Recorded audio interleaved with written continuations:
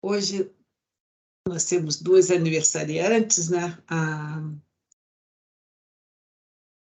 Cecília e a Alana. Talvez elas nem venham, talvez estejam comemorando o aniversário delas.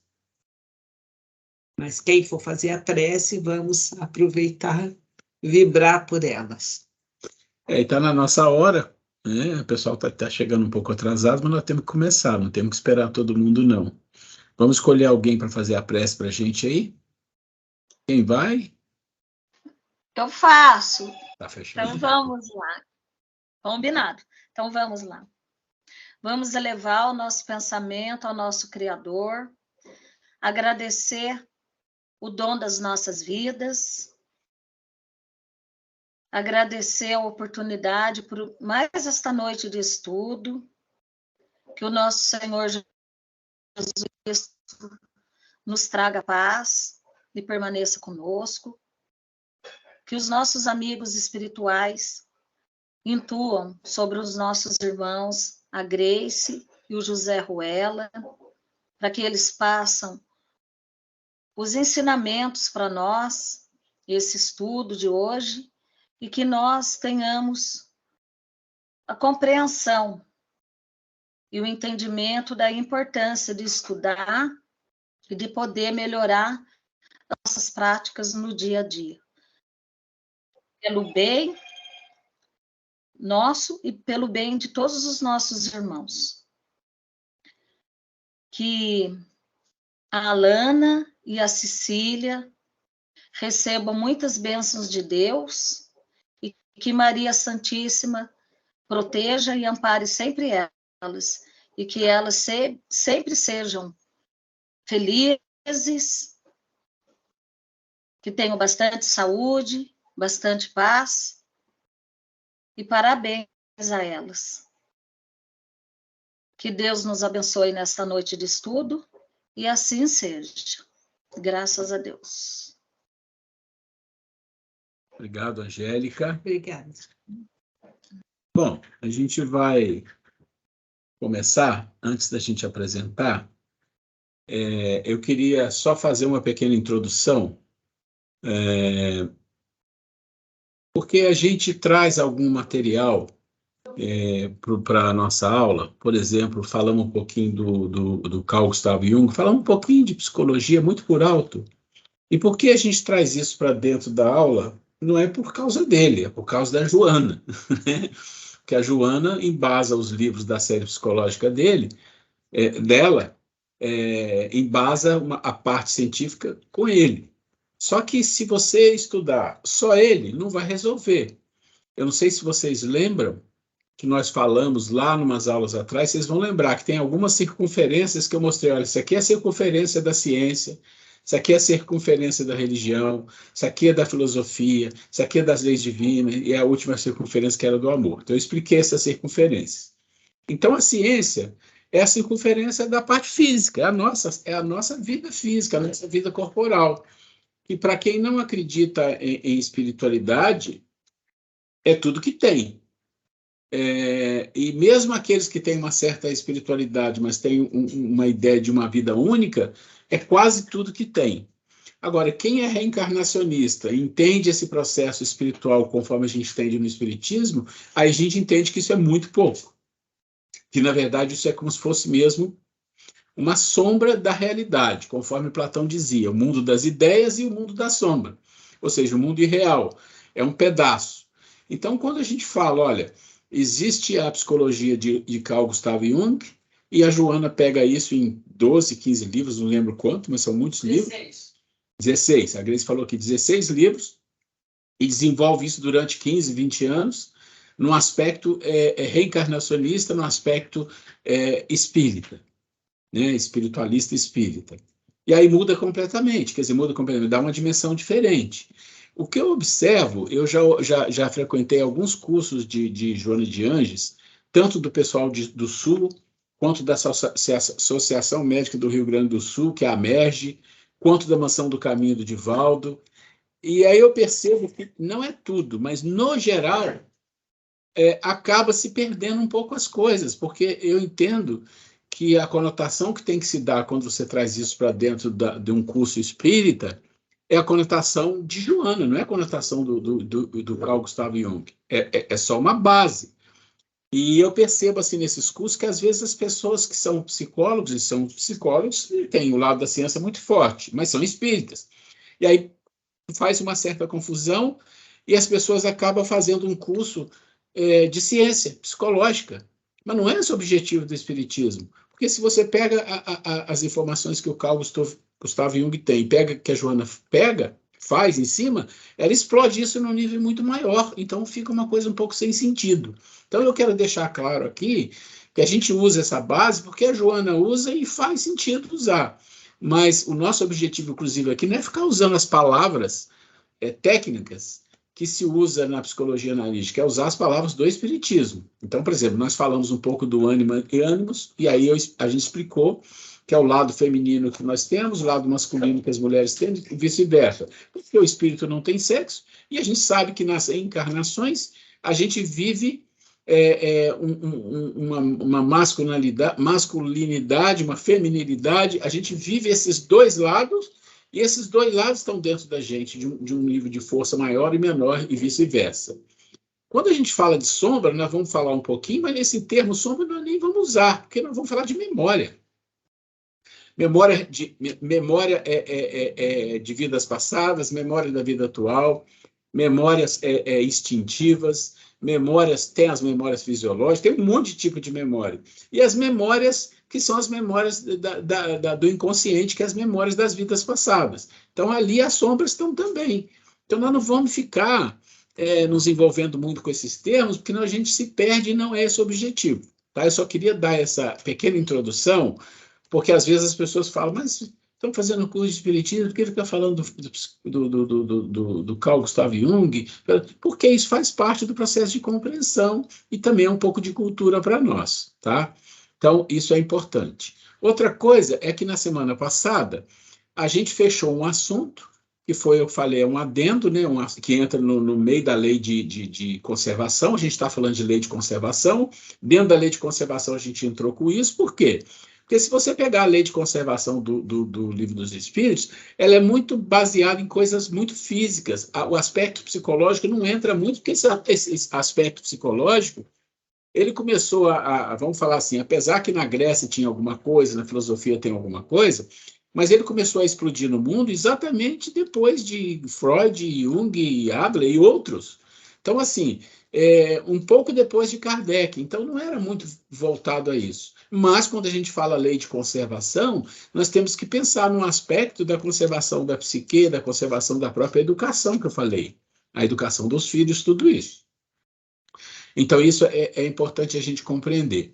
E hoje, nós vamos sair um pouco daquele material que a gente estava fazendo e voltar para o Livro dos Espíritos para ver algumas perguntas e respostas.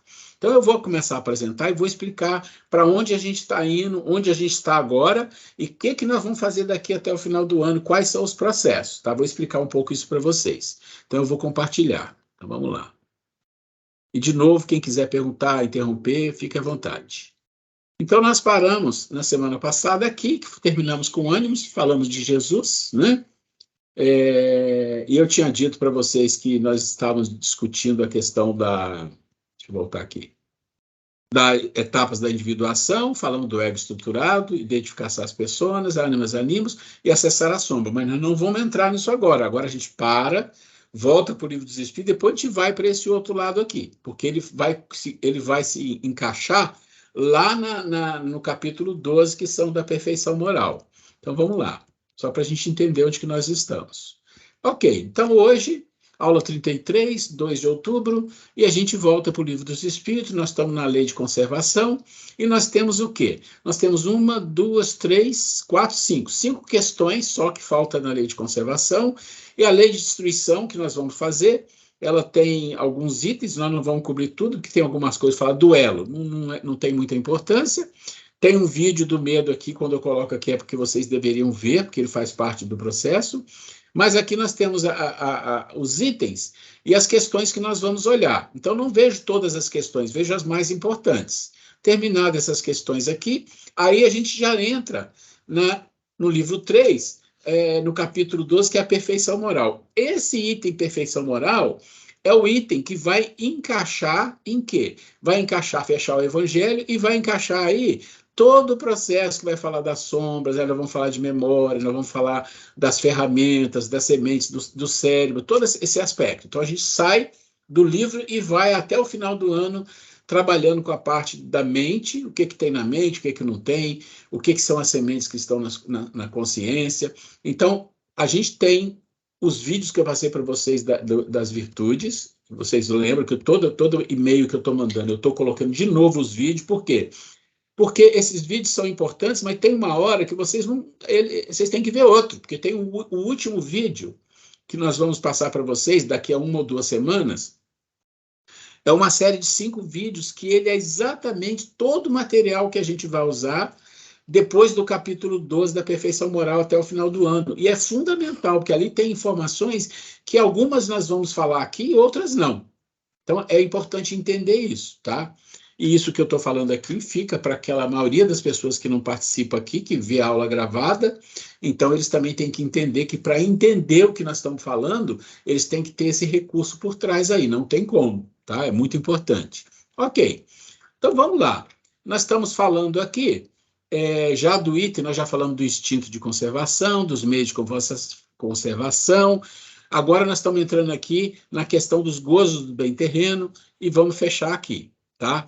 Então, a questão 712, ele pergunta: com que fim pôs Deus atrativos nos gozos dos bens materiais? Então, a pergunta, ela é uma pergunta inteligente, ela quer entender, ora, se Deus nos criou, por que ele fez isso? Por que ele colocou um atrativo em alguma coisa que acaba fazendo o homem se tornar vicioso, se tornar apegado, né? Essa é a ideia da pergunta. A pergunta ele fez por isso. Ele quer entender, né?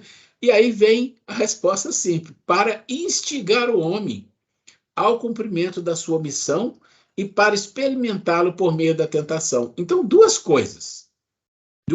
Primeiro, para instigar, porque se não tiver o prazer, se não tiver isso no nível espiritual que nós estamos, como nós percebemos, a gente não busca, a gente não faz, a gente não vai atrás. Mas, ao mesmo tempo que faz isso, a lei divina entende que, em algum momento, o homem vai perceber que ele não pode só se apegar ou buscar o prazer no gozo material, que, em algum momento, ele vai despertar para algo maior. Quando ele desperta para algo maior, é onde entra a experimentação do fortalecimento da alma do ser para ele resistir ao apego, à tentação dos gozos materiais. Então, isso que está dentro dessa resposta.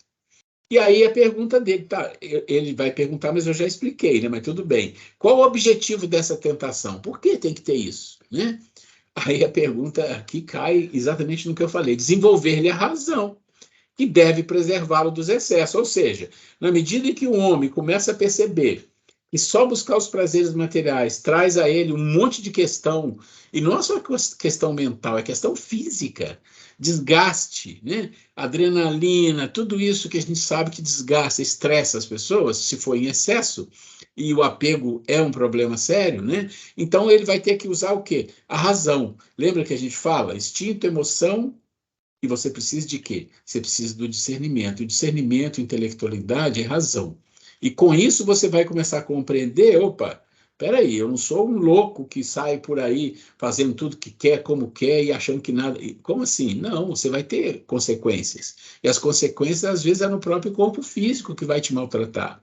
Então, preservação dos excessos. Se o homem só fosse instigado a usar os bens, instigado a usar dos bens terrenos pela utilidade que tem, sua indiferença houvera talvez comprometido a harmonia do universo. Deus imprimiu a esse uso o atrativo do prazer. Então, o que ele está dizendo? Se ele fosse instigado a usar sem prazer, sem nada, ele seria indiferente. Por que eu vou fazer isso? É indiferente. Então, não teria, seria comprometido a harmonia do universo. Então, Deus imprimiu na sua lei um atrativo, que é o prazer. porque assim é o homem impelido ao cumprimento dos desígnios providenciais. Ou seja, ele não vai fazer racionalmente a ideia, eu tenho que fazer isso porque isso é um desígnio de Deus, eu tenho que fazer isso porque isso é da lei. Não, não tem isso no nível evolutivo, antes do nosso até, e no nosso. Tem porque existe prazer, existe algo que o instiga a ir atrás, né? Então, esse uso atrativo do prazer, porque assim é que o homem é impelido ao cumprimento dos desígnios providenciais. Então, além disso, porém, dando àquele uso esse atrativo, quis Deus também experimentar o homem por meio da tentação que o arrasta para o abuso, de que deve a razão defendê-lo. A palavra tentação aqui é uma palavra ruim, mas do passado, a gente tem que entender isso, né? Então, Deus experimentou por meio de quê? Por meio do apego, por meio da resistência que ele tem que fazer para que ele não embarque num processo que pode levar à loucura, né? Leva à loucura. E a gente vê na vida, a gente vê em filmes, a gente vê em reportagem, a gente vê na vida real, reportagem nas coisas, que as pessoas perdem noção da vida e começam a fazer um monte de idiotice. Porque o prazer, pensa no prazer em geral, de quase tudo na vida, de tudo na vida, se ele não tem limite, vou dar um exemplo. Se você tem um prazer de tomar uma bebidinha, né, um álcool assim de vez em quando, um vinho, tá bom, um prazer, que legal. Mas e se você extrapola? O que acontece com esse prazer? Ele vira um vício. E depois que ele vira o vício, o que ele traz? Traz prazer? Não, traz dor. Pensa nas drogas, a mesma coisa. A cocaína, né? Então, o que ela faz? Ela mexe no seu cérebro, ela cria em você, dentro de você, uma condição de prazer sem fazer nada. Porque o prazer, se você faz alguma coisa e tem prazer, em algum momento você fala, eu tenho que fazer algo para ter esse prazer. A cocaína faz isso de graça, só tendo a cocaína, é claro. O que acontece depois de um tempo? Não é suficiente. Você começa mais. Aí o que ela traz? Doença, traz dor, traz escravidão. Então, todo o processo que te leva e te instiga a um prazer, ele tem uma razão. Mas a razão dele não é o prazer em si, é que você deve ter alguma coisa útil que aquilo traz à vida, às pessoas. E se você não entender isso, a dor virá. Por isso que eles dizem que dor e prazer andam de braços dados, né? E faz todo sentido. Então, vamos lá. E quis, então, Deus experimentar o homem por meio da tentação, quer dizer, né, que o arrasta para o abuso, de que deve a razão defendê-lo. Ou seja, aí vem a racionalidade. Opa, peraí. Eu acho que eu estou fumando muito, eu acho que eu estou bebendo muito, eu acho que eu estou viciado. Daqui a pouco eu vou começar a sofrer com isso vai me maltratar, vai maltratar o meu corpo, o meu perispírito, vai me fazer mal e eu não vou conseguir sair disso. Só que quando você chega nesse nível de pensamento, infelizmente, na nossa condição espiritual, quando chega, já está derrotado, já, em geral, já está lá no fundo do poço. E às vezes, no fundo do poço, a razão não chega. Não chega, porque é muito difícil. Então, esse é o motivo da questão dos prazeres dos bens materiais. Vamos lá. Traçou a natureza um limite a esses gozos? Traçou. Alô? Oi. Espera aí que eu vou chamar aqui a tela. Sou eu. Espera aí, sim, ok, mas é para todo mundo, pode falar. Então. É a Yolanda que está falando. Yolanda, gente, boa noite. Eu ainda não me apresentei presencialmente, porque eu estou em casa, assim, estou me acostumando, sou um pouco tímida. Mas o que eu quero perguntar é o seguinte, em função desse raciocínio que você cita, né, até mesmo alguns filósofos e psicólogos da atualidade, como algumas referências que a própria Joana faz um trabalho em cima, referenciando lá o Jung, nós temos também uma outra referência, que são as nossas leis sociais, a nossa sociedade. E as leis sociais, elas alteram também de lugar para lugar, de país para país, de povos para povos. Então, o que é uma coisa vamos colocar com a palavra inadequada aqui para a nossa cultura, dentro da nossa cultura que nós estamos vivenciando aqui hoje, vamos colocar especificamente no Brasil, não é em outras culturas, né? A gente vê em outras culturas, por exemplo, um homem pode ter várias mulheres, e isso é natural. Ele participa de orgias, ainda hoje, na atualidade, existe isso. E é considerado, na cultura dele, não tem nada de excesso ou de fora dos padrões morais. E o próprio Jesus colocou, quando foi perguntado para ele, né, em relação ao dinheiro, e ele fala, aonde está, quem está no dinheiro? É César. Então, dá a César o que é de César. O que eu compreendo que ele coloca para respeitar a lei daquele tempo, né, estabelecida naquela situação. Então, eu queria saber, fazendo uma transposição para essas questões das culturas, como ficaria? Porque a gente tem várias referências dentro desse nosso planeta, que não é o único planeta, mas nós estamos aqui na Terra como seres humanos, e como ficaria para a gente poder referenciar essa lei de Deus? A lei de Deus. tá. Tem que entender o nível de cada população, de cada região, de cada país, ou de cada população, vamos dizer assim. Mas isso é César, tá? Isso é César. Você falou bem, isso é César. Quando a gente está falando aqui das leis da natureza, nós estamos falando de Deus, das leis de Deus, que rege o espírito.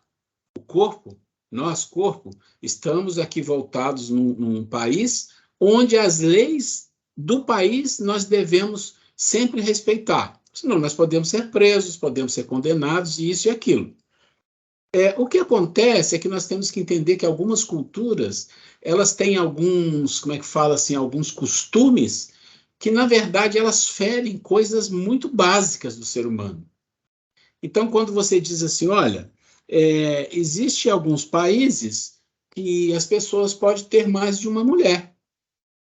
Ela pode se casar com várias, ter concubina, a gente sabe que isso existe. A questão que está posta é o costume de César. Porque se você pensar em espiritualidade, você vai falar assim, será que as mulheres concordam? Ou elas são obrigadas a concordar? Isso tem um respeito espiritual envolvido ou é só uma questão de costume de César? É como se você pensasse assim, olha, existe um processo de ignorância, às vezes, das leis divinas de todo mundo, inclusive nós. Quando a gente estuda essas coisas que estão relacionadas às leis divinas ou leis da natureza, a gente entende uma parte, só uma parte, e a gente discute isso. Mas deve ter coisas muito mais evoluídas que a gente não entende. Existe uma passagem do Emmanuel ou André Luiz, que eu sempre confundo, que ele diz assim, um dia você vai evoluir espiritualmente, chegar num nível tal que você vai lembrar que um dia você pisou em cima de uma formiga e você vai ficar se arrependendo, não devia ter feito aquilo. Olha o nível que a coisa chega às vezes. Então, quando a gente fala de César e que Jesus diz de quem de quem o rosto que está aí é de César, então dê a César o que é de César. Ou seja, ele está dizendo o que para a gente? Olha, as coisas do mundo resolva com o mundo, as coisas de Deus com Deus. Só que Jesus disse uma outra coisa mais importante. Ele fala assim, olha, primeiro as coisas de Deus e as outras coisas lhe serão acrescidas. O que ele está dizendo? Que nós temos um corpo e temos um espírito. O que é a coisa mais importante, o corpo ou o espírito? Espírito.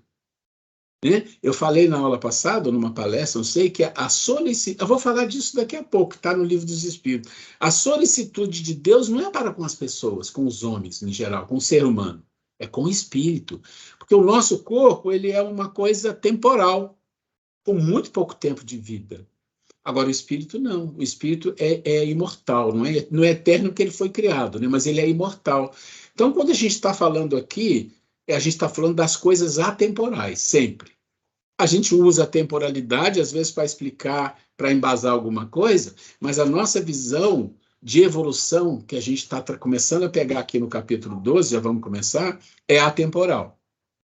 Então, esses costumes que os países têm costumes que, por exemplo, existe país da África que eles castram as mulheres. É costume. Isso não é uma coisa comum. Desculpa, isso não é normal, isso é uma coisa comum. Tem países que eles têm pena de morte, como tem nos Estados Unidos. Só que quando você estuda a espiritualidade, você acredita num Deus com determinado tipo de princípios, que é o princípio principalmente espírita, que entende um pouquinho melhor a vida pela reencarnação, você compreende que as leis morais que a gente estuda são atemporais, não importa a época. Porque se você pensar, Jesus disse assim, ó, vamos lá, uma lei só tem uma, na verdade, todo o resto é complemento. Ele diz assim, amar a Deus sobre todas as coisas é o próximo como a ti mesmo. Aí ele diz, toda a lei do universo, toda a lei e os profetas, quer dizer, e outros tempos, não tem tempo para isso em qualquer época, está aí. O que ele está falando para nós? Que você se ama o próximo e ama a Deus. Enquanto você não entender a profundidade disso e não embarcar, não interessa a sua cultura, não interessa se você é índio, não interessa se você é intelectual, não interessa se você é padre, se você é espírita, isso é tudo, isso são coisas da terra, de César. Não é isso. Deus não está se importando com essa questão de César. A questão esta é a lei. Quando vocês se adequam a essa lei, vocês crescem espiritualmente. Enquanto não se adequam, vocês estão no César. E César é viver para o mundo. E viver para o mundo é uma escolha, né? Ok, a gente está no mundo, a gente tem que fazer as coisas, ok, mas isso é um acréscimo, porque de fato a nossa vida tem que ser pautada para a lei.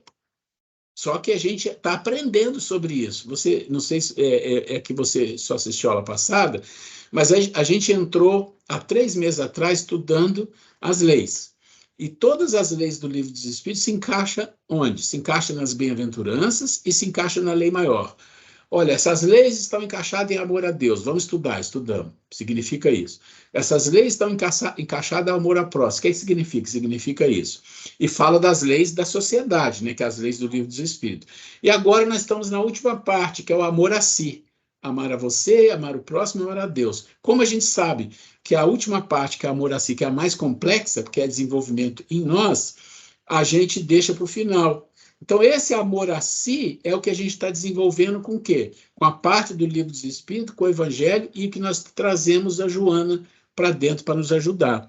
Agora, eu não sei se fica claro, mas toda a questão de cultura, de costumes, de moral temporal, moral de costumes, né, que é diferente, moral divina, moral é outra coisa, moral de costumes, elas são adaptações que os homens fazem de acordo com o egoísmo, de acordo com o seu poder, de acordo com, como vamos dizer assim, a condição que eles têm de mandar e desmandar, e tudo isso.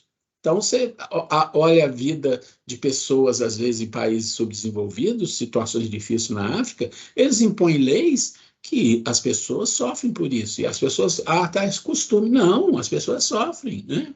Eu sempre tenho comigo que as mulheres que vivem em países onde o homem pode ter mais de uma mulher, desde que ele tenha dinheiro, então já começa por aí a complicação, mas tudo bem. Tá tudo bem. Não tá, para elas não está tudo bem, eu tenho certeza, nenhum ser humano é assim.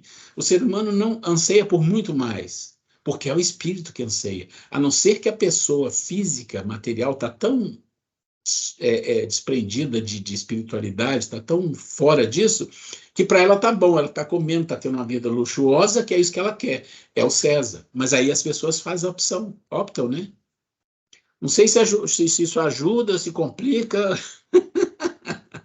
Eu não sei se as pessoas entenderam a pergunta, a resposta, né? Mas é assim. Para você ver, realmente estou precisando estudar, porque ainda entendi perfeitamente. Quando ele fala a César o que é de César, que são as culturas, né? O que os homens fazem em cada tempo, enfim, até mesmo dentro de cada país, não importa o nível de evolução. Coisa do mundo, as coisas do mundo. As coisas do mundo. E a Deus o que é de Deus. Entendi. Respondido. Por enquanto. Tá bom, não. Que bom que seja por enquanto, porque se não fosse, eu ia ficar triste. Pode perguntar Eu vezes. sempre sou contra conclusões. Obrigada. Conclusões é uma coisa perigosa. Mas vamos lá. Alguém quer colocar alguma coisa a mais para a gente voltar? Fique à vontade, gente. Então vamos lá, vamos mais um pouco. Muito boa pergunta. Excelente. Então vamos lá. Aí você fala, traçou a natureza limite aos gozos? E aí vem exatamente em cima do que a gente está falando. Traçou, para vos indicar o limite do necessário. Já viram isso aqui? Tem muita gente fala de felicidade. Felicidade é isso, felicidade é aquilo, e todo mundo fala isso, né?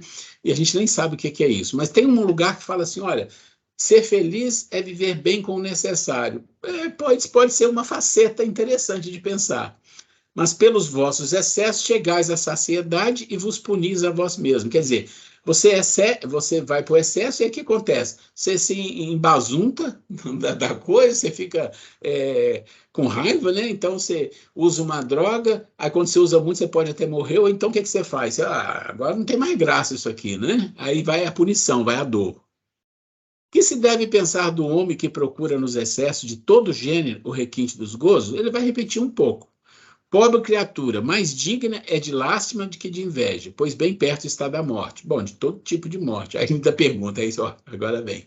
Perto da morte física ou da morte moral? Ele fala das duas, né? Porque se você excede alguma coisa que faz mal à sua mente, faz mal ao seu cérebro, faz mal ao seu corpo, você vai ter uma morte física, provavelmente. Mas a moral já foi. O homem que procura nos excessos de todo gênero requinte do gozo, coloque-se abaixo do bruto, pois que este sabe deter-se quando satisfeita a sua necessidade. Vocês sabem que eu falo muito dos animais, e o animal, em geral, com algumas raras exceções, ele caça, come, descansa, bebe e descansa, e só vai caçar de novo quando tiver fome. Com raras exceções, eles não guardam, não comem, mata tudo que tem para... Não existe isso, porque uma lei da natureza rege aquilo, né? Mas o homem não. O homem guarda, ele acumula. A visão do homem é assim: você é rico, você está bem quando você acumula. Quanto mais se acumular, essa é a ideia. Essa é a ideia, né? Abdica da razão que Deus lhe deu por guia, e quanto maiores forem seus excessos, tanto maior preponderância confere ele à sua natureza animal sobre a sua natureza espiritual. Quando ele fala natureza animal, não está falando do animal, que eu acabei de falar que o animal é diferente, mas a natureza animal com a razão, a natureza animal, o instinto, a animalidade com a razão, fica sobreposta à natureza espiritual, tá? As doenças, enfermidades e ainda a morte, que resultam do abuso, são ao mesmo tempo o castigo, a transgressão das leis de Deus. Quer dizer, de novo, a gente tem que entender que isso que está aqui é tudo cópia do Livro dos Espíritos, que foi escrito em 1857 e tem umas palavras ainda muito enraigada aquela cultura de um Deus que castiga, tá? Mas a gente entende, nós que estudamos o Espiritismo há algum tempo, a gente entende traduzir isso para os dias de hoje. Quer dizer, não é castigo, é uma necessidade de aprendizado, né? Vamos um pouco mais. E quem quiser interromper, não se aveste. Questão 723. Aí vai falar, como nós estamos falando da lei de destruição, vai falar de morte, vai falar de alimentação, de muita coisa.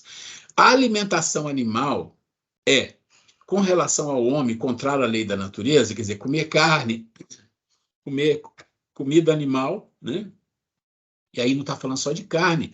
E aí eu não sei se quando ele fez a pergunta ele só pensava nisso, mas na verdade existem muitas coisas derivadas de um animal. O leite, o ovo, tudo isso. Tem gente que não come nem isso, né?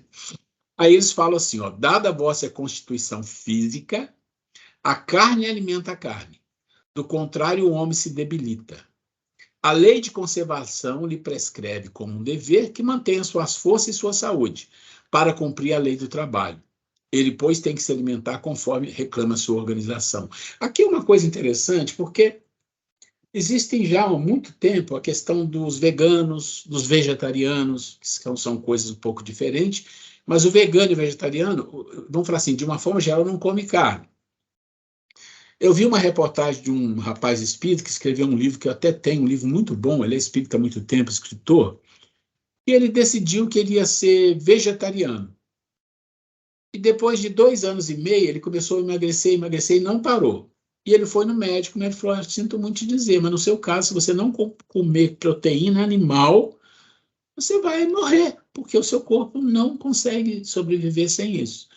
E já vi outras reportagens sobre isso. Então, a gente tem que ter cuidado se a gente pode fazer uma mudança de alimentação. A gente sabe que a carne cozida, quer dizer, quando o homem descobriu o fogo, o homem já comia carne crua. Quando ele descobriu o fogo e começou a cozinhar a carne, o cérebro aumentou de tamanho e ele começou a ter um desenvolvimento cerebral maior. Tem uma razão para isso. Tem coisas na proteína animal que não tem em quase lugar nenhum. Por exemplo, tem uma vitamina B12, eu acho que é B12, que tem na proteína na carne animal e não tem em quase outro lugar. E a quantidade que tem em outro lugar é muito pouca. Então, quando a gente parte para fazer uma mudança na nossa vida, a gente tem que ter muito cuidado, ter discernimento e buscar a explicação não só de um médico. Porque médico você já viu, né? Come ovo, não come ovo. Agora isso faz mal, agora isso faz... Então você tem que buscar uma explicação em médico que seja mais científico, senão você pode ter um problema. Mas aqui está dizendo, ainda nós somos um mundo que se come carne. Um dia não vai ser mais. Mas aí o nosso nível fisiológico, né? Eu confundo fisiológico com biológico, mas o nosso corpo vai ter uma adaptação um pouco diferente. E vai ter um dia que a gente nem vai comer nada, mas é outra coisa, né? Será meritório abster-se o homem da alimentação animal ou de outra qualquer por expiação? Sim, se praticar essa privação em benefício dos outros. Aos olhos de Deus, porém, só há mortificação. Havendo privação, seria séria e útil. Por isso é que qualificamos de hipócritas do que apenas aparentemente se priva de alguma coisa. Quer dizer, não é só se privar com um objetivo. É isso que ele está colocando. Né? Vamos lá. Ok. E aí, na lei de conservação, a gente fala que os pontos que é abordado no Evangelho, eles se encaixam nessa lei, com o processo da ignorância, do egoísmo, vaidade, separatividade, orgulho e materialidade em excesso. Os vídeos para ver nessa ordem estão aqui. Tá? Eu já tinha passado isso antes para vocês, tá? E está aqui no material. Se você quer ver, deixa eu ver como é que funciona. Deixa eu clicar num só para a gente ver, tá? Ó. Cliquei. Vamos ver o que acontece. Vocês não vão ver aí, tá? Mas eu estou vendo aqui, está perfeito. Ele encaixa certinho. Então, se você clicar nesses links, eles vão entrar numa boa.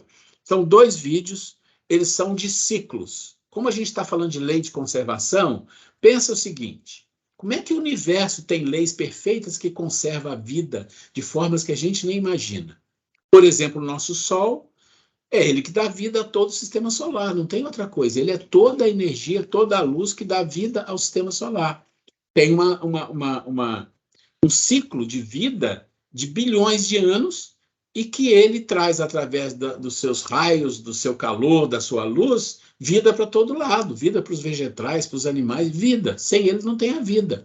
E tem mais, uma estrela, não vou dizer o nosso Sol, mas uma estrela muito maior que o nosso Sol em massa, muito mais massa, quando ela morre, ela entra num processo de implosão e depois explode. Quando ela explode, ela gera quase todos os elementos da cadeia química de Mendeleev, né? Que ali você tem o ouro, você tem o oxigênio, o hidrogênio, o hélio, o carbono, toda aquela linha. Ele cria aquilo. E tem uma coisa interessante que diz assim, o ouro que a gente usa, ele é criado numa explosão de uma supernova, ou de uma nova, ou de uma kilonova, que já estão falando hoje, em 2 segundos. Ele explode e manda isso tudo para o universo. Isso vai. e vai para os planetas, e vai embora. Então, olha que coisa maravilhosa esse ciclo de vida. Mas quando você olha, por exemplo, aqui... Você quer falar? Quando você olha aqui esse deserto do Saara, Amazônia, olha só o ciclo. Pensa no deserto do Saara, pensa no Amazonas, pensa na Cordilheira dos Andes e depois pensa em oxigenação. Vocês vão achar uma coisa interessante aqui. E depois, a segunda parte desse vídeo, que é um ciclo enorme, é o ciclo que fala das diatomáceas, que oxigenam o mundo com os recursos do rio voador. O que é um rio voador? É outro ciclo no Amazonas. Para quem entender o ciclo? Para a gente começar a colocar na nossa mente que a vida universal, em todos os níveis, são ciclos de vida. É um ajudando o outro. É o próximo e o si e o próximo, como a lei divina. Tudo tem uma razão. Quando o leão mata, quando ele não mata, quando a grama cresce, quando não cresce, quando o cupim vai lá para fazer alguma coisa na grama. Tudo isso são ciclos. E nós estamos inseridos nesse ciclo. Então, o objetivo desses vídeos é mostrar isso, que lei de conservação é uma lei que abrange todo o universo, em todos os níveis que a gente pode imaginar. Tá? Então, esse é o objetivo desses vídeos.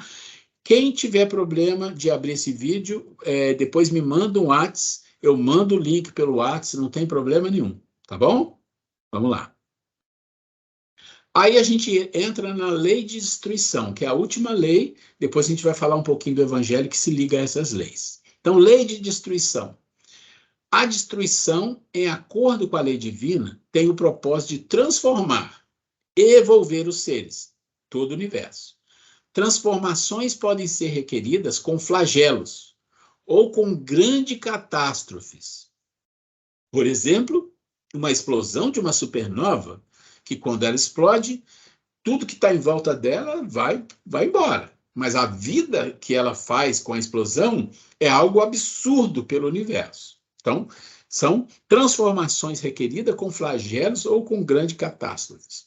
Para um maior aprendizado, destruições causam por egoísmo e crueldade, destruições causadas, né, por egoísmo e crueldade são originadas pelo homem, aqui é causadas, tá? E Deus utiliza dos equívocos do homem para educar o próprio homem. Mas isso não implica ausência de karma para aqueles que forem envolvidos. Então nós estamos falando assim, as destruições que existem no universo são regidas por leis divinas, são perfeitas, tudo funciona com uma razão de crescimento, de aprendizado. Algumas destruições que o homem faz é por egoísmo, é por crueldade, guerras, imposições de poder. Mas aí o que Deus faz? Usa isso para... Já viram aquela história? Há escândalo no mundo, mas ainda há escândalo no mundo, ainda precisa que venha, mas ai daquele por que o escândalo vem, aí se encaixa aqui, na lei do karma. Então, o homem provoca uma coisa ruim, aquilo é usado por Deus para que as pessoas que sofrem por aquilo passem por um processo de aprendizado, mas esse que causou vai ter que resgatar isso. Então, lei de destruição é um processo divino da lei divina. E dentro da lei de destruição, aí tem um vídeo do medo que eu coloquei aqui, depois se quiserem ver, mas esse já é antigo, tá? Que eu já tinha passado lá atrás. Tem a destruição necessária e abusiva, flagelo destruidores, guerra, homicídio, crueldade, duelo e pena de morte. Nós não vamos pegar todos os itens da lei, está lá no Livro dos Espíritos, vamos pegar alguns pontos que são os mais importantes para a gente entender um pouquinho. Vamos seguir. Então, está aqui as questões que nós vamos trabalhar e vamos começar por aqui. Então, é da lei a destruição? É da lei da natureza a destruição? Quer dizer, o processo de destruição está na lei da natureza? É a primeira pergunta simples, né? Preciso é que tudo se destrua para renascer e se regenerar. Nossa encarnação. A gente morre, o corpo se destrói, não é? Porque o que chamais destruição não passa de uma transformação, que tem por fim a renovação e melhoria dos seres vivos. Essa pergunta, essa resposta, para nós, é uma coisa muito simples de entender. Não tem nada complicado aqui. Agora, a profundidade disso, se a gente expandir a nossa mente para tudo que existe na vida, na natureza, e tudo que a gente presencia de catástrofes naturais, tudo isso, aí a coisa tem uma abrangência maior de compreensão, de entender a vida, né? O instinto de destruição teria sido dado aos seres vivos por desígnios providenciais?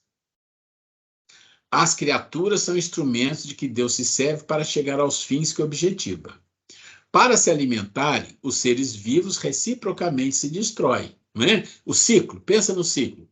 O ciclo é muito interessante, que tem um vídeo sobre ciclo, mas o ciclo é assim.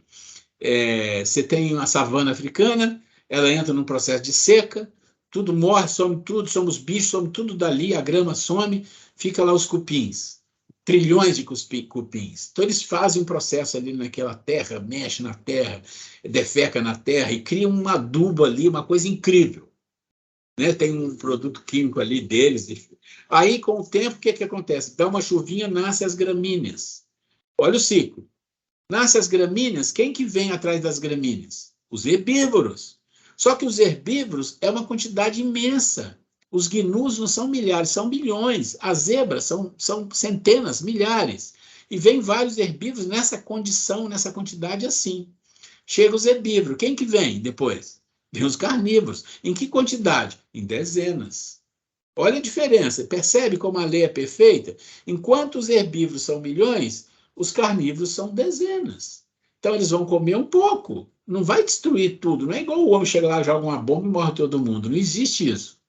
Então, vai entendendo como os ciclos funcionam. Quando o homem põe a mão, ele estraga o ciclo. Normalmente é assim que acontece. Então, vamos lá. A destruição está que obedece a um duplo fim, manutenção do equilíbrio na reprodução, que poderia tornar-se excessiva. E, manutenção no equilíbrio da reprodução que poderia tornar-se excessiva. Nós falamos de uma história para vocês aqui, que num século atrás, aí, lembra que você até olhou para mim, foi na Escócia, lembra dos coelhos? Sim. Que não tinha coelho lá numa ilha lá da Escócia, e uma pessoa viajou num século atrás, aí 2 séculos atrás, ele viajou e achou o bichinho bonito, o coelhinho, que gracinha, vou levar para a Escócia. Aí ele levou uns casais para a Escócia e soltou. Vão viver a vida deles aí. Mas a ingenuidade não sabia que coelho reproduz igual rato. Aquilo virou uma febre, só que tinha um problema. Lá no local que ele conheceu o coelho, tinha predadores que fazia esse balanceamento. Lá nessa ilha da Escócia não tinha predadores. O que aconteceu? Destruiu as plantações da ilha todinha. E aí? Né? Esse dia eu vi um filme de uma cidade aí que tinha coelho pulando pela cidade afora. Eu falei, gente, fizeram alguma besteira aí. Entende como a natureza funciona? Se o homem não pôr a mão, a coisa funciona. Então, quer dizer, o problema somos nós, né? Então, manutenção do equilíbrio na reprodução, que poderia tornar-se excessiva, e a utilização dos despojos do invólucro exterior, que sofre destruição, ou seja, destruição do corpo, decomposição.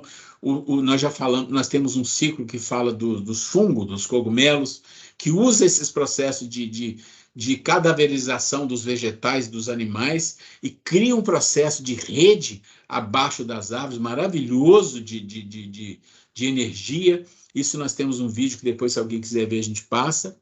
Esse invólucro é sempre acessório, e não a parte essencial do ser pensante. A parte essencial é o princípio inteligente que não se pode destruir e se elabora nas metamorfoses diversas por que passa. Então, lei de destruição. Se a regeneração dos seres faz necessária a destruição, por que o cerca a natureza de meios de preservação e conservação? Quer dizer, como não é contraditório, não é assim? A fim de que a destruição não se dê antes do tempo. Lógico, né? Deu um tiro na cabeça, morreu fora da hora. É um problema sério. Não, tem um momento de acontecer isso.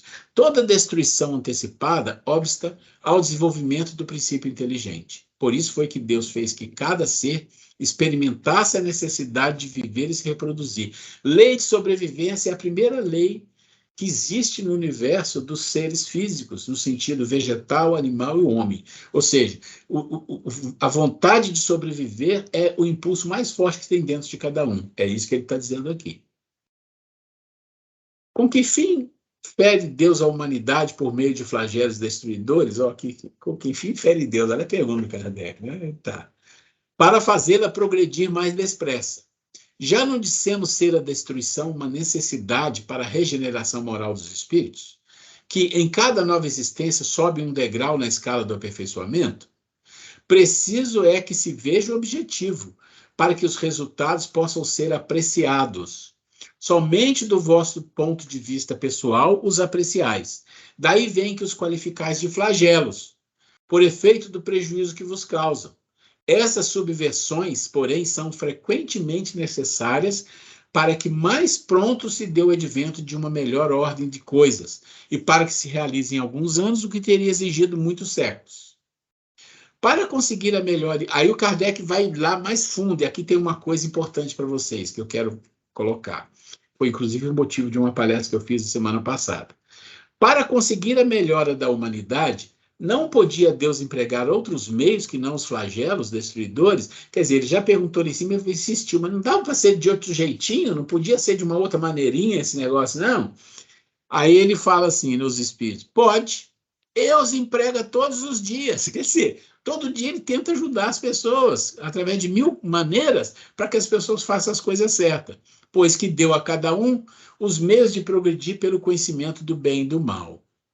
Aí, o homem não aproveita desses meios. Necessário, portanto, se torna que seja castigado, que, de novo, a palavra equivocada, né, no seu orgulho, e que se lhe faça sentir sua fraqueza.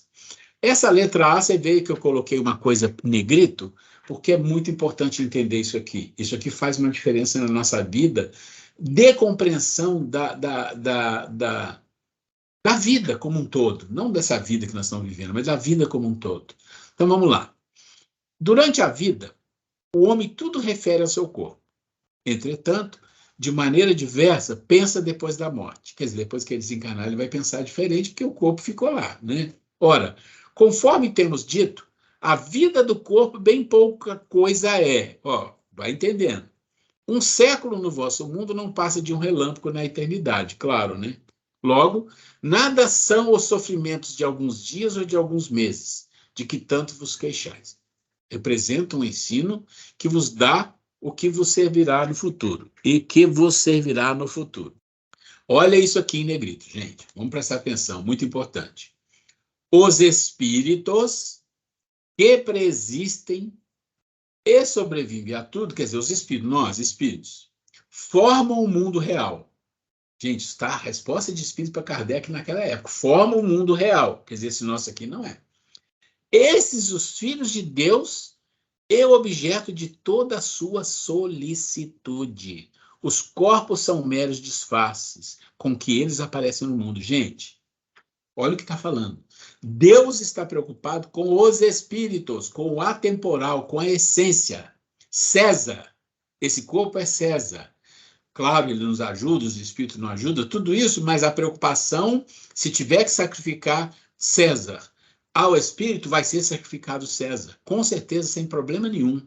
Não há nenhum tipo de problema de consciência em sacrificar o César, não nós sacrificarmos, nós não temos essa capacidade, mas das leis divinas sacrificar César, ou um César, ou muitos César, ou um planeta, se isso vai ser bom para o espírito.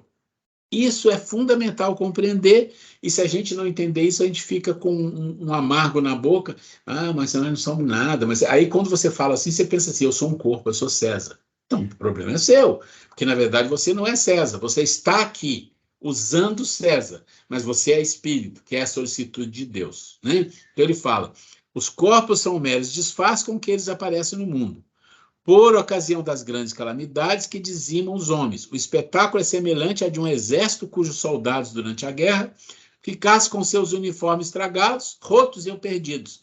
O general se preocupa mais com seus soldados do que com os uniformes deles. Eu vou fazer uma coisinha aqui. Ops. Vou dar uma paradinha. Inclusive a Grace quer fazer um comentário.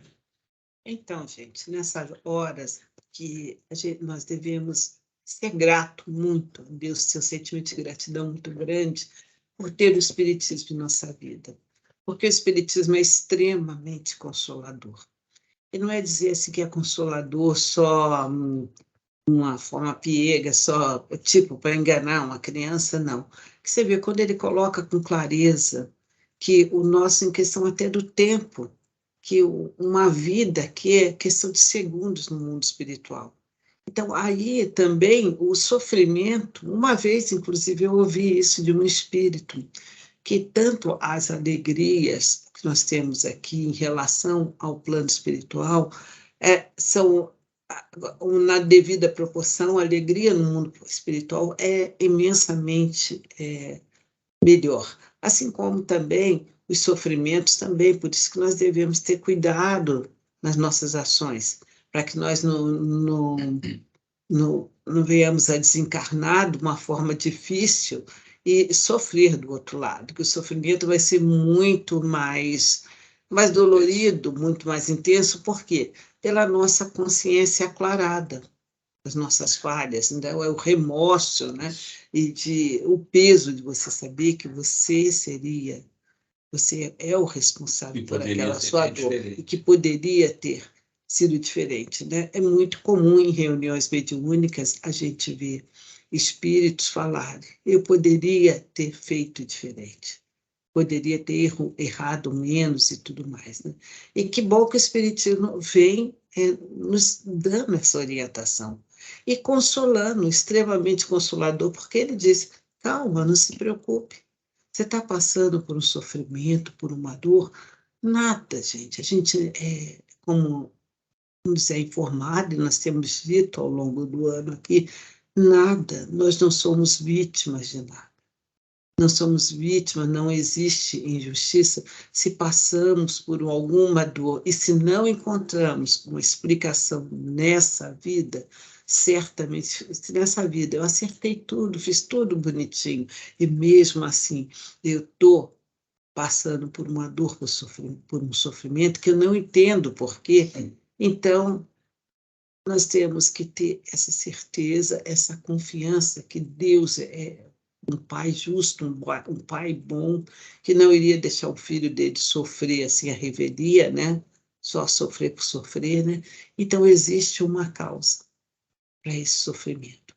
Então, com essa consciência, nós passamos pela nossa dor, pelas nossas dificuldades, com dignidade, sem aquela lamúria, aquela capa de vítima, de ai, coitada, ai, meu Deus, por que só comigo? Não, se eu estou passando por um problema, vamos ter fé que, de repente, aquela coisa vai se aclarar, alguma coisa, quando nós temos essa fé, vai nos aparecer alguma coisa que nos vai sustentar para que nós passemos pela nossa dor com mais suavidade, com dignidade, porque se nós passarmos pela dor reclamando, resmungando, piorando mais ainda a dor, não vai ter valor algum, porque além de ter sofrido, não resolvemos, não quitamos, não acertamos a contabilidade da vida. Então, meus caros e queridos amigos, né, vamos pensar nisso, não é opinião pessoal nossa. Está aí, o Livro dos Espíritos, Kardec perguntando aos espíritos, né? E vem as respostas, e vamos agradecer a Deus por essa oportunidade que nos é ofertada de ter essa clareza, esse respaldo do Espiritismo, né? Para que nós possamos dar passos mais acertados na vida, que nós possamos tanto ser mais felizes, né, como foi falado lá na frente, se nós não contentássemos em ter o suficiente, já tá dito o suficiente, né? Nós não iríamos sentir falta de nada, mas nós queremos sempre mais, mais, mais, né? Então, então esse apoio que o Espiritismo nos dá e essa certeza que tudo vai passar, e se nós passamos, é que nós temos plena condição de passar, e passar bem. Aí a escolha é nossa, né? Aí entra como fala, os respaldos. A prece, por exemplo. A prece, você recorrer a uma pessoa amiga para ter uma conversa, né? Então, pedir com sinceridade. Tenho certeza, se for questionar, e cada um de nós que estamos aqui, até sugiro que cada um pense aí nesse momento, em algum momento muito difícil, e que quando nós nos dirigimos a Deus com sinceridade, com humildade, pedimos em prece, em pensamento, me ajuda, Senhor. A gente consegue, não é? Deus não vem e resolve nosso problema, não, que a questão não é essa, mas que Ele vem uma ajuda. A gente se fortifica e passa pela dor.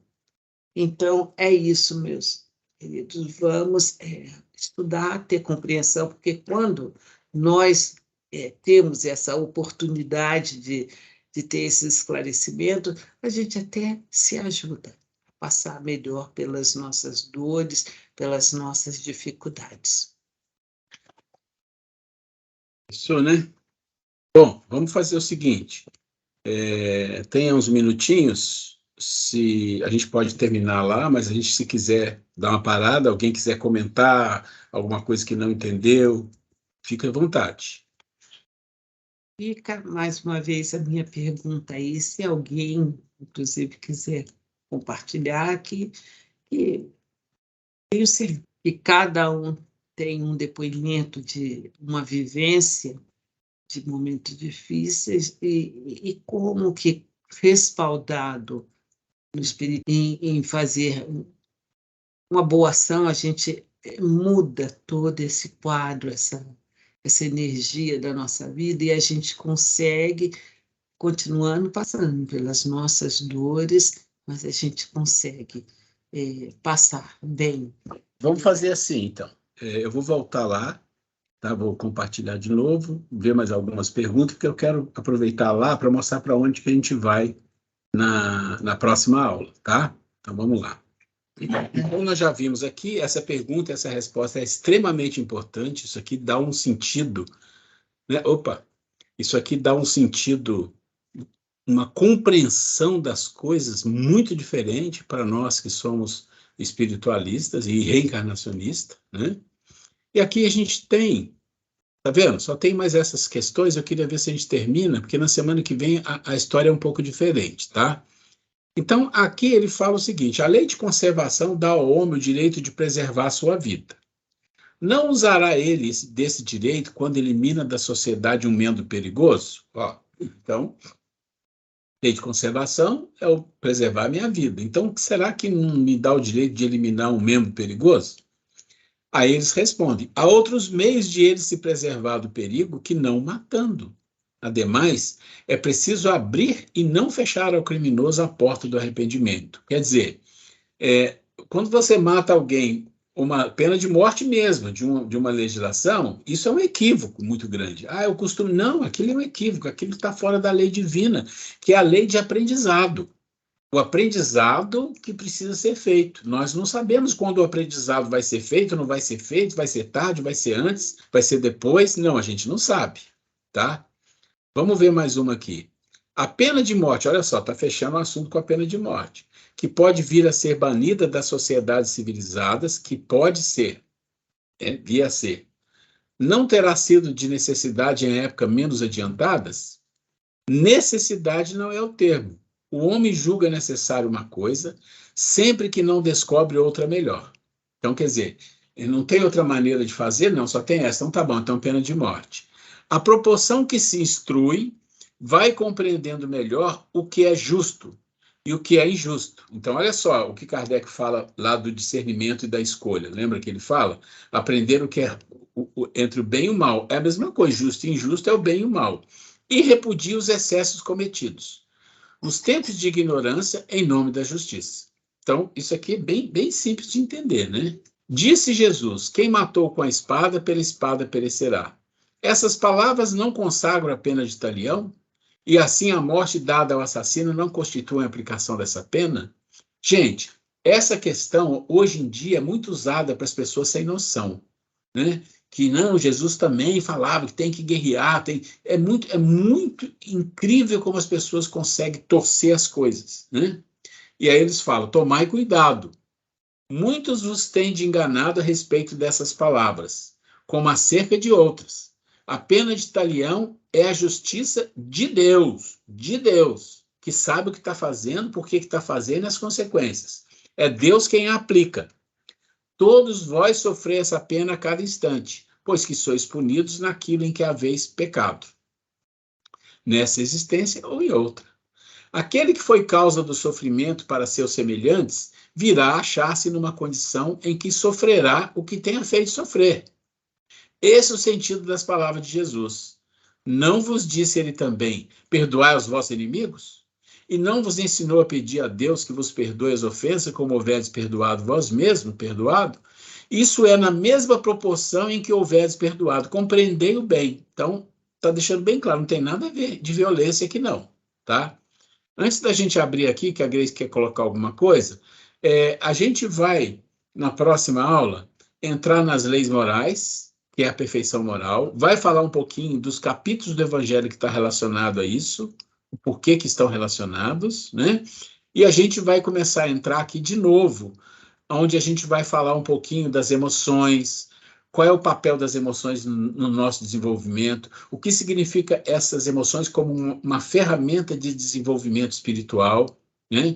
Vamos relacionar as emoções com as sombras e com as memórias, tá? E aí a gente vai seguir até o fim, trabalhando com a caverna de Platão, com as bem-aventuranças, com a mente humana, com o eu, com as memórias, com todo esse processo, tá? Eu vou abrir aqui, então a gente chegou no fim do livro 3, mas aqui ainda é livro 3, mas aqui só já que muda o capítulo, tá? A gente vai fazer isso na próxima aula. Eu vou abrir aqui de novo, a gente está chegando no fim. A Grace acho que quer fazer um comentário. Gente, eu gostaria de encerrar a aula de hoje perguntando a vocês se alguém gostaria de complementar, de acrescentar alguma coisa em tudo que falamos. Se alguém quiser, só levantar a mãozinha, abrir o microfone e falar.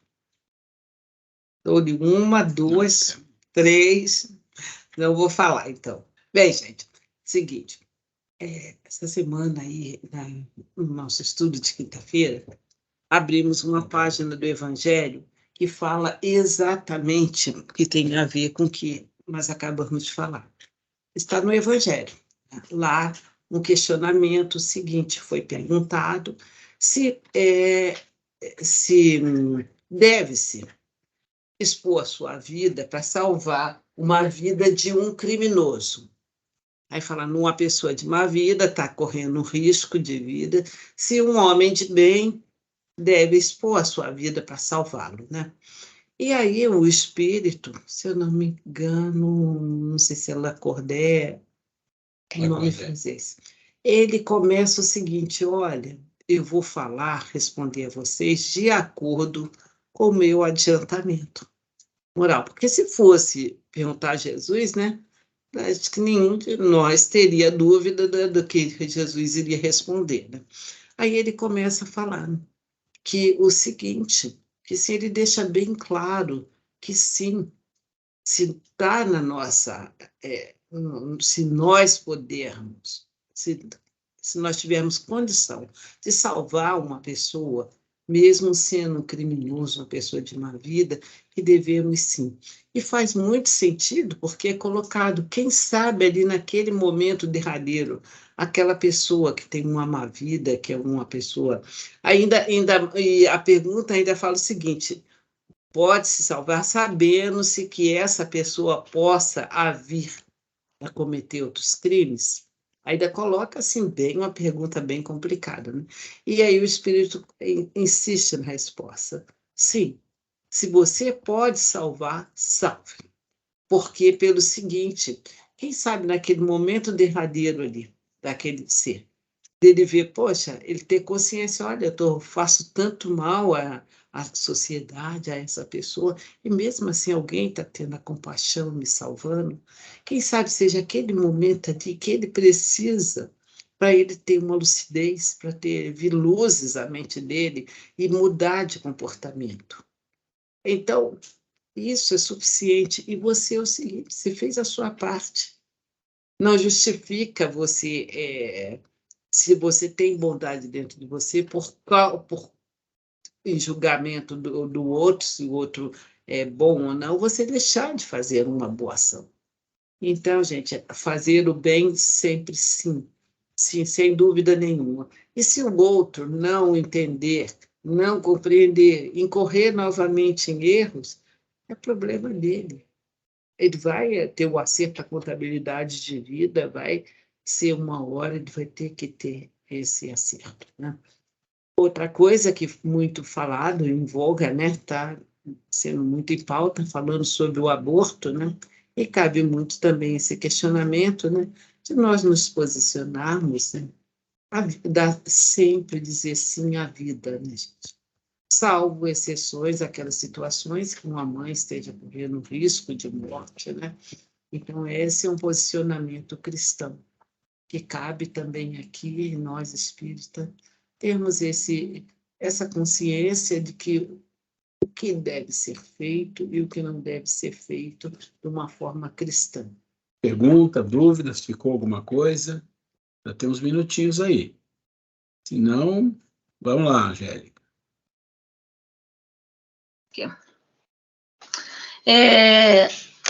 Se antes de eu começar a seguir a doutrina espírita, eu tinha assim um pensamento muito diferente, uma visão de vida muito diferente das pessoas. Então era assim, eu vou citar um exemplo. Eu quando vi alguém na rua, um morador de rua que fosse, eu já tinha aquele pensamento assim, tá na rua porque quer. Porque é vagabundo, usa droga porque quer, bebe porque quer, e etc. Eu só tinha assim um pensamento muito ruim, muito negativo daquela pessoa. Aí comecei a frequentar o centro espírita, comecei a buscar mais assim entendimento, tudo. Essa visão que eu tinha, mas mudou assim, mudou, nossa, demais. Aí eu comecei a ficar pensando comigo, né? Como se fosse assim um arrependimento, um remorso. Por que eu pensava assim das pessoas, né? E eu tenho assim um irmão, ele já desencarnou faz 4 anos e ele era viciado em droga. E antes do espiritismo, que já faz 5 anos que eu frequento, né? E estudar mesmo, eu comecei a estudar do ano passado para cá. Mas eu ia assistir às palestras, tudo mais, e ali eu comecei a perceber, a ouvir com mais atenção, tudo. E daí eu ficava pensando, né? Eu tinha esse pensamento do meu irmão também. E muitas vezes, tanto eu quanto os outros irmãos, a gente achava ruim com a minha mãe, a gente ficava brava quando ela dava algum dinheiro para esse irmão, porque a gente sabia que ele ia fazer mau uso. Mas é aquilo, né? Ele ia usar para droga, o problema é dele, foi a escolha dele, mas a gente não tinha essa visão. Eu, no caso, na época, não tinha. E depois eu comecei a frequentar tudo mais o centro espírita, comecei a estudar e comecei a perceber que não, eu não posso julgar, eu não posso condenar, eu não posso enxergar aquele meu irmão, no caso, consanguíneo, da forma que eu estava vendo. Era uma pessoa que precisava de ajuda e eu tinha que ajudá-lo. E antes dele desencarnar, foram 3 anos antes, eu cheguei até a ir buscar ele debaixo da passarela do Chibata, ali na Dutra. E eu trouxe ele para minha casa. Foi assim, uma luta, porque até então, né, eu tinha os meus filhos aqui que ainda eram mais novos, né? E a família, ficava todo mundo falando, você é louca, você não sabe o que você está fazendo, vai trazer um cara que usa droga, enfim, e a gente vai sendo massacrada. Daí, e ele sabendo que eu estava assim, buscando a doutrina espírita, buscando, porque ali eu comecei a enxergar muita coisa diferente. Então, também a gente é criticado, eu fui, né, muito assim, criticada, mas eu não dava bola, podia falar, mas cada um tinha o seu entendimento. E ali eu fui tentando fazer o que eu pude por esse irmão, e também eu acabei assim que, não sei se eu estou falando, usando as palavras certas, mas aliviando, sei lá, o sofrimento da minha mãe de ver aquele irmão perdido do jeito que ele estava, que para ela era um filho perdido, mas que ela não queria ver ele daquele jeito, de forma alguma. E, no entanto, eu fiz o que pude por ele, eu tenho certeza que eu fiz aquilo que estava dentro das minhas condições, mas fiz, acolhi, e ele aos poucos foi deixando esse vício. Só que ele já estava viciado há muitos anos, tudo, e foram 3 meses antes dele desencarnar, ele estava assim, o uso da droga estava assim, muito mínimo, estava mínimo mesmo. Então, e ele pedia, ele falava, me ajuda, reza por mim, ele ficava assim. Aí ele chegou a ir no centro espírita, tudo, foi uma vez, e depois passou, quando ele foi no centro espírita, 2 meses depois ele desencarnou. Mas assim, daí quando desencarnou, é lógico, em todos, até eu, um certo momento, eu fiquei, né, nossa, quantas vezes esse menino, eu ficava pensando assim, ele precisou de ajuda, precisou de alguém acolher, e eu como irmã, mas daí eu estava vendo a minha pessoa, não ajudei, e fui ajudar de 3 anos para cá.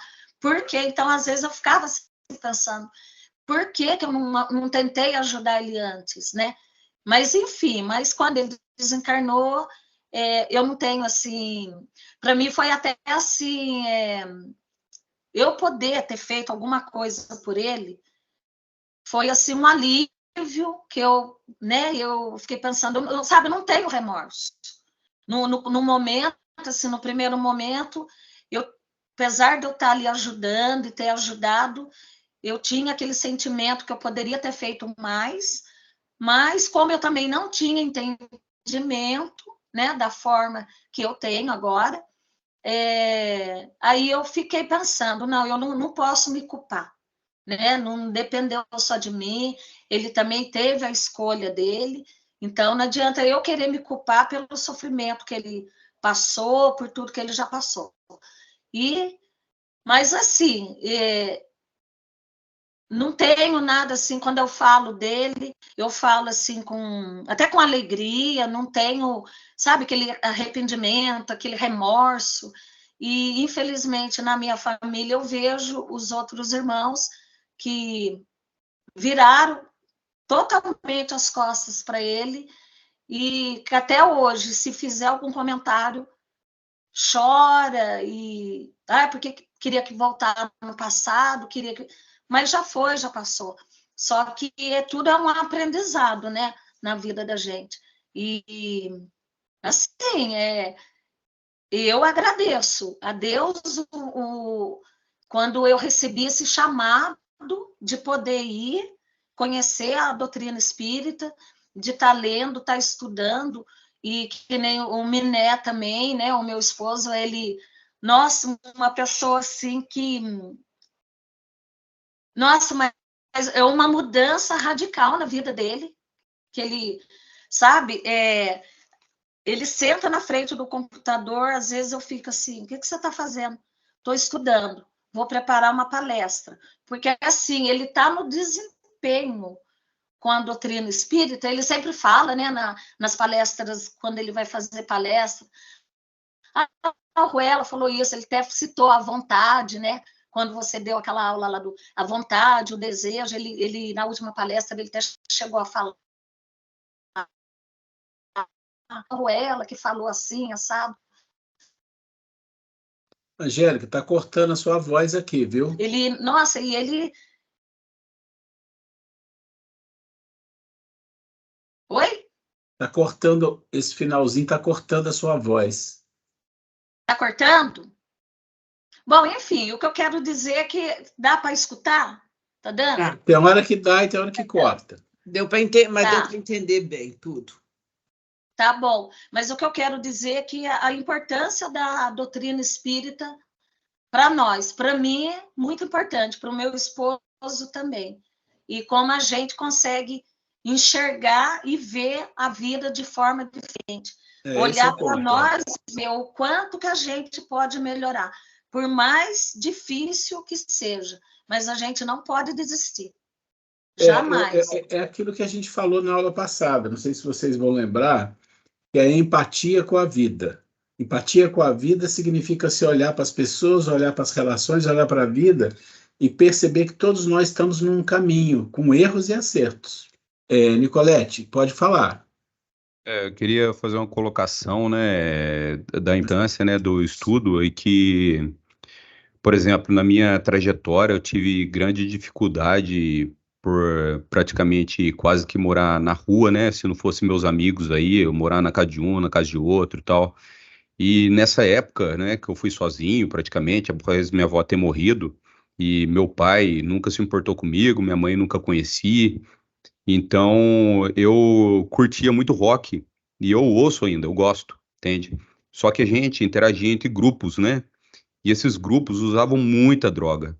Então eu tive envolvido todo o tempo nisso e nunca aceitei.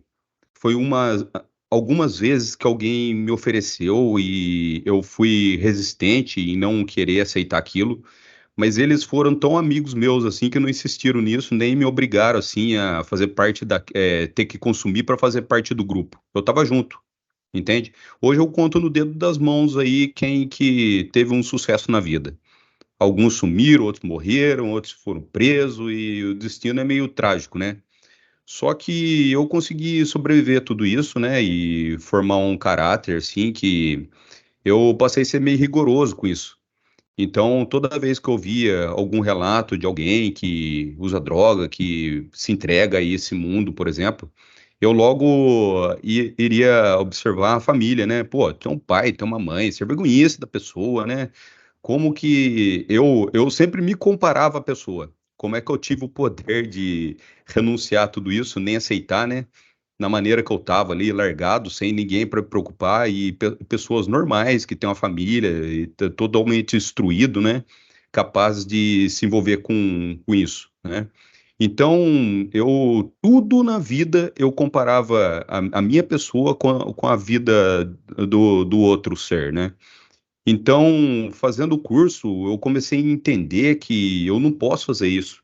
Cada um tem um propósito, todos somos diferentes, então tudo está de acordo com a lei de Deus. Então, não somos nós que vamos determinar isso, se tudo acontece da forma que é, porque Deus tem um propósito na vida de cada um. E eu comecei a ter mais leveza em pensar dessa forma porque eu ficava muito martelando essas coisas na minha mente e de repente isso ficou tão sutil em mim que eu não consegui mais assim ter muita relevância sobre esses pensamentos, entende? Eu entendo que tudo é parte de Deus, tudo é determinado por Ele e cada um tem seu propósito, é isso aí. Dando um retorno aí na Angélica. Angélica, é isso, minha querida. Reforça a fala, né, que nós falamos aqui sobre a questão da empatia e da bênção que é, de nós conhecermos o Espiritismo, que abre. Então, você está certinho, não se culpe. Até então, você não tinha tido a oportunidade. A partir do momento que você teve esse conhecimento que chegou até você, você se entregou, você foi lá e fez o seu melhor.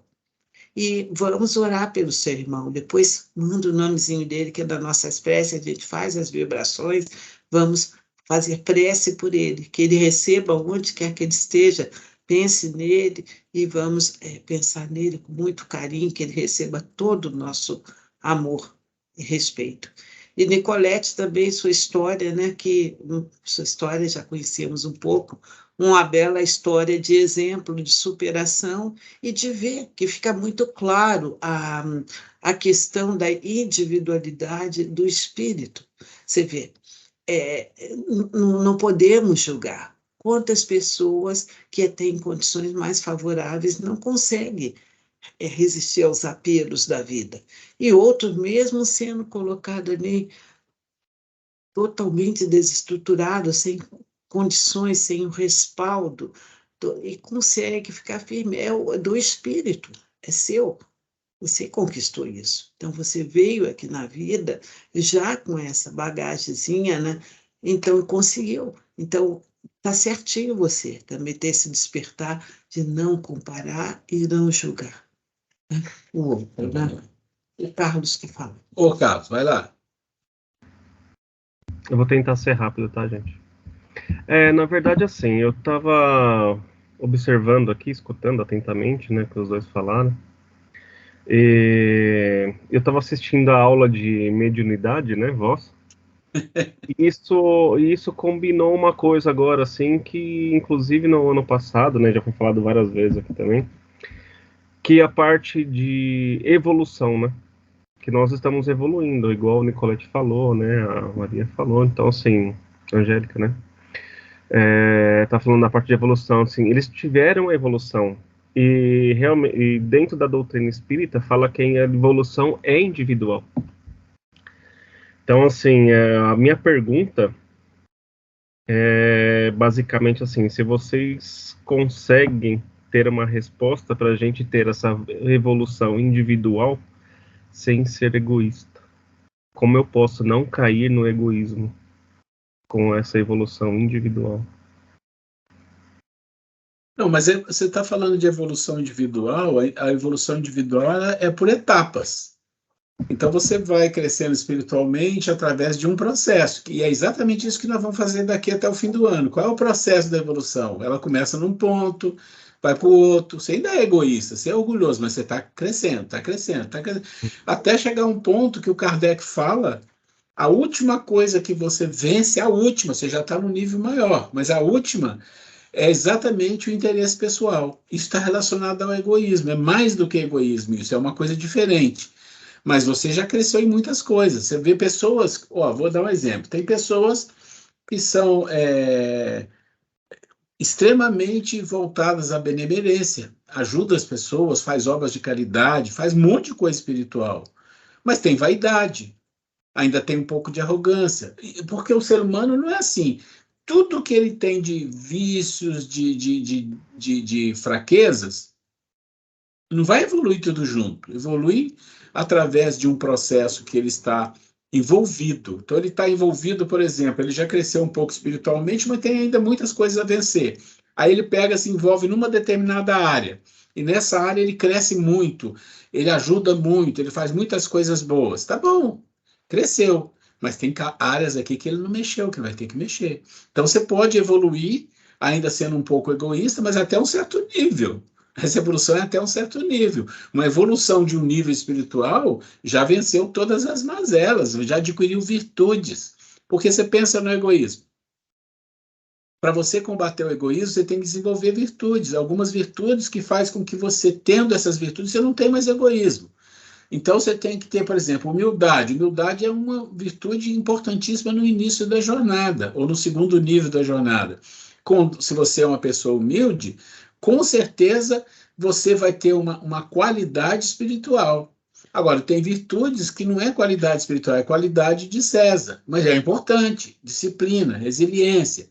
Então, assim, é complexo o processo, não é uma evolução assim, não, é uma evolução em forma de cone. Então você sobe e desce para arrumar outra coisa, sobe e desce para arrumar outra coisa, vai subindo, sobe e desce para arrumar outra coisa. Quem assistiu o vídeo dos vícios e da virtude está entendendo o que eu estou falando. Quem não assistiu não está entendendo. Assista. Quem não assistiu, assista. É melhor assistir, para entender que o processo de evolução, ele não é uma linha reta, nem é uma escadinha, como a gente costuma falar. Ele é um processo que você vai subindo, vai dando volta em todos os vícios, todas as dificuldades que você viveu nos milênios, nos milhares.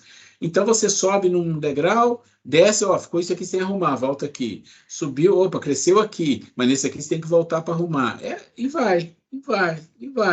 E aí, sei lá quantos milhões, milhares, sei lá quanto tempo a gente vai gastar. E não é importante. O que é importante? É a gente sentir isso que vocês estão falando aí. Eu me sinto melhor hoje do que eu me sentia antes, porque eu estou sabendo de algumas coisas que estão me fazendo mudar a opinião, mudar a atitude. Isso que é fundamental, uma mudança de atitude que ficou gravado em mim, de 20 anos atrás no curso que nós demos, uma pessoa sentada, falou, olha, eu quero falar uma coisa que depois que eu comecei a estudar aqui, eu mudei um pouco. Eu falei, o que é? Eu não xingo mais no trânsito. Uhum. Coisa boba, mas não é. Aquilo ficou registrado em mim, como assim, se só isso aconteceu no curso, eu já fiquei feliz, porque uma pessoa mudou uma atitude. Pronto, isso é fundamental, né? Isso é fundamental. É isso, né, gente? Cadê a Maria Cláudia? Obrigado. Oi. Que ela vai fazer a prece? Acho que ela não está aí não, tá? Ela está lá esperando. Está esperando a vezinha. Maria Cláudia vai fazer a prece para a gente, então. Tá certo? Espera só um minutinho. Maria Angélica. Angélica, qual o nome do seu irmão? João Luiz. João Luiz, Maria Cláudia, aproveita, vamos vibrar. Você pensa nele, tá, Angélica? Maria Cláudia, vamos emitir vibrações de muito amor e carinho, já que o João Luiz foi lembrado hoje. Vamos abraçá-lo, né? Vamos sim. Vamos lá, Maria Cláudia, por favor, Vamos vou lá. fechar aqui o microfone. Bom, vamos todos nós aqui hoje agradecer por mais esse momento de conhecimento, por mais esse momento de reflexão, que todos esses ensinamentos entrem em nossos corações e nos tornem cada vez melhor. Que hoje as pessoas que foram lembradas, tanto os nossos aniversariantes, quanto o irmão da nossa querida Angélica, João Luiz, assim como muitos que lutam contra o vício das drogas e outros vícios, que tenham força, que tenham amparo espiritual, para que consigam deixar e lutar contra essas inclinações que prejudicam a sua vida, prejudicam o seu espírito e que tornam uma vivência bastante difícil, tanto para eles quanto para os familiares que os amam também.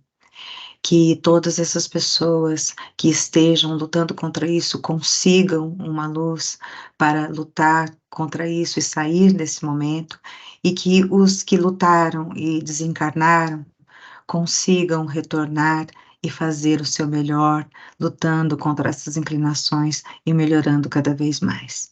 Que nossos ensinamentos continuem sendo feitos dessa maneira, que consigamos aprender e cada vez mais colocar em prática todos os bons ensinamentos que estamos tendo aqui. Que Deus abençoe cada um de vocês, cada um de nós, as nossas famílias, e continue abençoando a Grace e o Ruela, que nos trazem tanto ensinamento e tantas reflexões para a nossa vida. Assim seja, uma ótima semana abençoada para todos nós.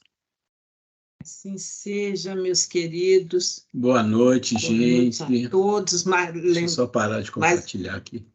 Mais uma vez, um abraço bem apertado para a Cecília e para a Alana, e para os amigos que não puderam comparecer hoje também, fica o nosso abraço.